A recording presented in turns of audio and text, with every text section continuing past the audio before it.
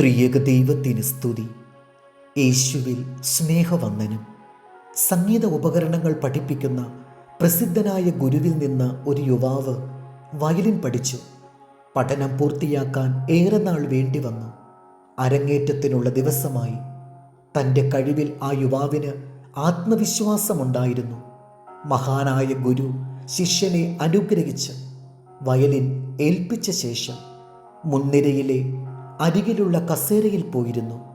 വേദിയിലെത്തിയ യുവാവ് അതിമനോഹരമായ ഗാനം ആലപിച്ചു. സുന്ദരമായ ആദ്യത്തെ പ്രകടനം നിലച്ചപ്പോൾ ആളുകൾ കൈയടിച്ച് സന്തോഷം പ്രകടമാക്കി. ആ യുവാവിൻ്റെ മുഖം സന്തോഷത്താൽ വികസിച്ചെങ്കിലും പെട്ടെന്ന് മ്ലാനമായി. വീണ്ടും മറ്റൊരു ഗാനം ആലപിച്ചു. സന്തോഷാധിക്യത്താൽ സദസ്സിലുള്ളവർ ആർത്തു വിളിച്ചു. എന്നാൽ ആ യുവാവ് നിരാശനായിരുന്നു. അവൻ്റെ ചുണ്ടുകൾ വിതുമ്പിപ്പോയി. വീണ്ടും വീണ്ടും ഗാനങ്ങൾ ആലപിച്ചു. ജനങ്ങളുടെ സന്തോഷം പറഞ്ഞറിയിക്കാൻ വയ്യ. മികച്ച പ്രകടനത്തിൻ്റെ നിറവിൽ ആ യുവാവ് സംതൃപ്തനും സന്തോഷവാനുമായി കാണാത്തത് എന്തെന്ന് പലരും ചിന്തിച്ചു. വേദന കടിച്ചമർത്തി അവസാനത്തെ പ്രകടനം കാഴ്ചവെച്ചപ്പോൾ ആ കണ്ണുകളിൽ നിന്നും കണ്ണീർ ഒലിച്ചിറങ്ങി. ഗാനം നിലച്ചപ്പോൾ ജനം ആർത്തു വിളിച്ചു. പലരും ഓടിച്ചെന്ന് കെട്ടിപ്പിടിച്ചു. അനുമോദനത്തിൻ്റെ പൂച്ചെണ്ടുകൾ നൽകി. നീയൊരു മഹാനാകും, സംശയമില്ല, അവൻ്റെ അമ്മ പറഞ്ഞു. അനുമോദനങ്ങൾക്കിടയിൽ ഒരു സുഹൃത്ത് അവനോട് ചോദിച്ചു, നീ എന്താണ് ദുഃഖിച്ചിരിക്കുന്നത്? നീ സന്തോഷിക്കേണ്ടവനല്ലേ? നിന്റെ മികച്ച പ്രകടനം നിന്നെ മഹാനാക്കി. എന്നിട്ടും എന്തുകൊണ്ട് സന്തോഷിക്കുന്നില്ല? ആ യുവാവ് പറഞ്ഞു, നിങ്ങൾക്ക് സംഗീതത്തെക്കുറിച്ച് എന്തറിയാം?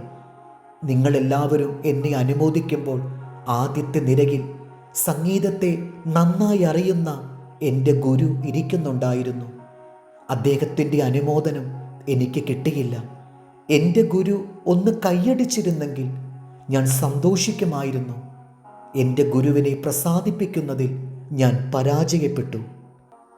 നമ്മുടെ ഗുരുവും നാഥനുമായ ക്രിസ്തുവിനെ സന്തോഷിപ്പിക്കുവാൻ നമ്മുടെ പ്രവൃത്തികൾക്കാകുന്നുണ്ടോ? സമൂഹം നൽകുന്ന അംഗീകാരത്തിൽ നാം സംപ്രീതരായിരിക്കാം.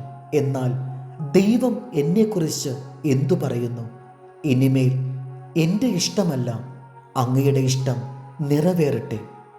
ഗലാത്യർ 2:16.